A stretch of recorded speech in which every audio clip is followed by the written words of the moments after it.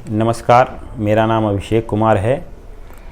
बचपन से ही कविताओं को पढ़ने और सुनने का बड़ा ही शौक़ रहा है मुझे।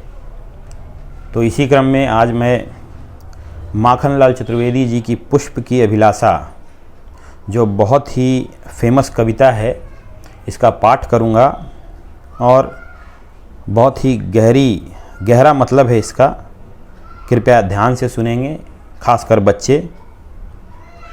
ये असल में कविता है पुष्प के ऊपर। मतलब कि माखनलाल चतुर्वेदी जी जो हैं वो अपने आप को पुष्प के रूप में रखकर ये सोचते हैं कि यदि पुष्प सजीव होता, यदि मैं पुष्प होता तो क्या सोचता।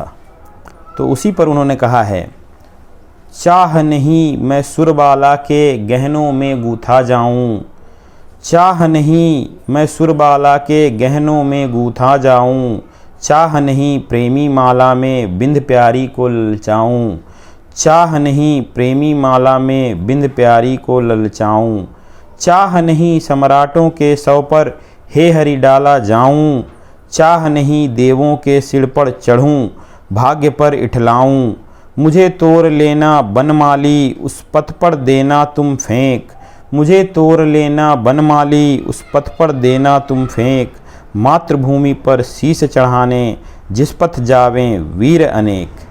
देखिए कितनी सुंदर पंक्तियां हैं। पुष्प कहता है कि मैं सुरबाला के गहनों में गूथा नहीं जाना चाहता हूँ।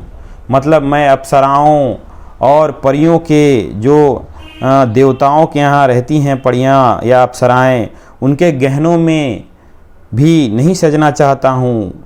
ना ही चाह नहीं प्रेमी माला में बिंद प्यारी को ललचाऊं, ना ही प्रेमी माला के रूप में बिंद कर किसी प्यारी को ललचाना चाहता हूँ।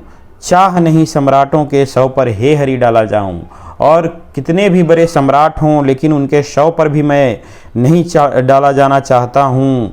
चाह नहीं देवों के सर पर चढ़ूं भाग्य पर इठलाऊं, और नहीं मैं यह चाहता हूँ कि देवताओं के सर पर चढ़ूं और अपने भाग्य पर इठलाऊं कि मैं तो देवताओं के सर पर चढ़ गया।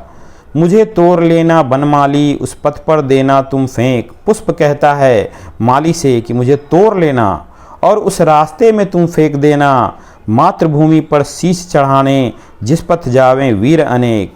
जहाँ अपनी मातृभूमि को, अपनी जन्मभूमि पर अपने शीश को चढ़ाने के लिए, यानी हमारी सेना के जवान जिस रास्ते से जाते हैं उसी रास्ते पर मुझे फेंक देना, उसी रास्ते पर पड़ा हुआ होना मेरे लिए गर्व की बात होगी। तो आप समझ सकते हैं माखनलाल चतुर्वेदी जी ने कितनी अच्छी बात कही है। इसके माध्यम से ये बच्चों को ज़रूर पढ़ना चाहिए। मैं आपसे निवेदन करता हूँ कि माखनलाल चतुर्वेदी जी की इस रचना का पाठ और पढ़ाई दोनों बच्चों को करवाएं। धन्यवाद। नमस्कार।